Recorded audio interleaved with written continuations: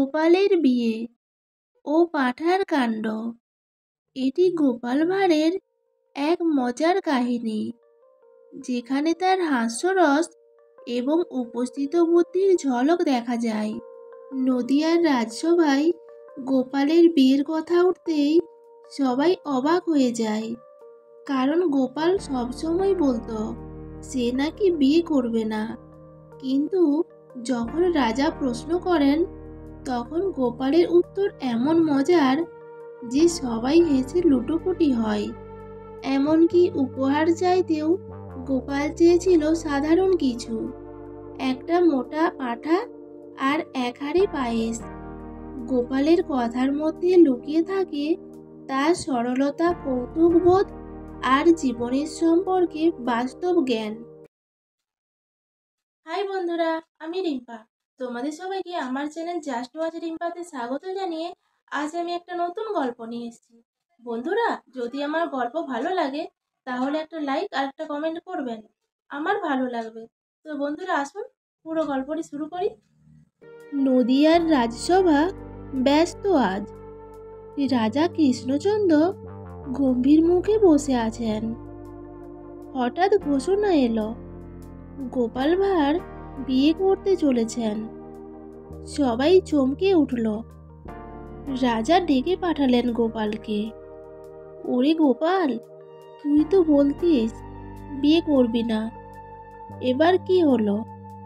গোপাল মাথা চুলকে বলল, মহারাজ, এ বয়সে যদি একটা স্ত্রী পাই তাহলে অন্তত পাঁঠার সঙ্গে কথা বলতে হবে না।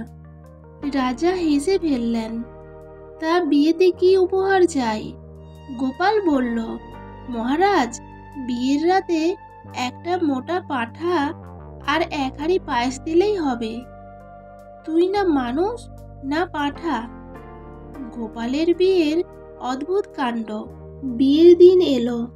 বরযাত্রী ধুমধাম করে গেল বরের গ্রামে। গান বাজনা, খাওয়া দাওয়া সবই হচ্ছে। বিয়ের আসরে পাঁঠা গোপালের পাশে বসে আছে। লোকেরা হাসাহাসি করছে। বরযাত্রীর শেষে যখন গোপাল নতুন বউ নিয়ে ফিরছে, তখন গোপালের পাঁঠাটাও তার পেছন পেছন যাচ্ছে, গলায় মালা পরা।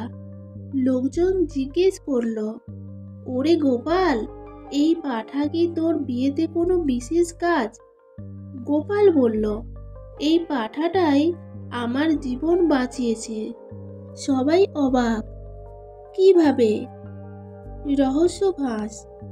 গোপাল বলল, আসলে কিছু ঠগ বিয়ের সময়ে আমায় মালা বদল করতে চেয়েছিল, যাতে কনের জায়গায় তাদের লোককে বিয়ে করিয়ে দেয়।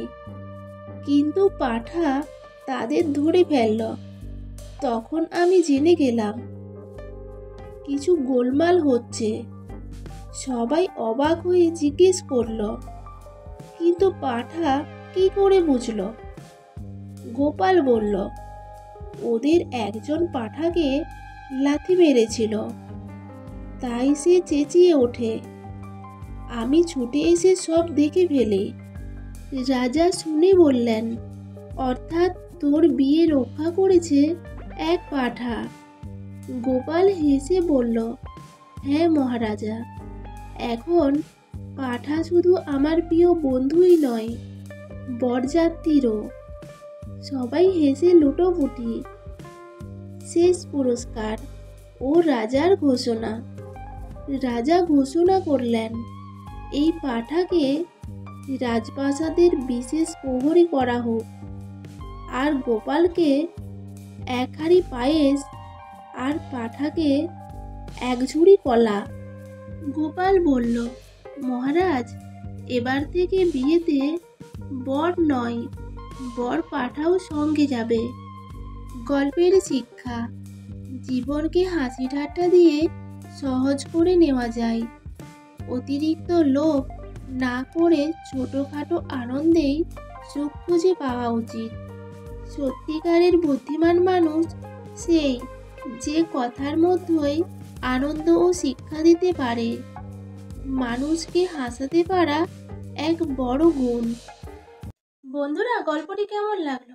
গল্পটি যদি ভালো লেগে থাকে তাহলে একটা লাইক আর একটা কমেন্ট করবেন। আর যদি আমার চ্যানেলে নতুন হয়ে থাকেন তো চ্যানেলটি সাবস্ক্রাইব করে পাশে থাকবেন।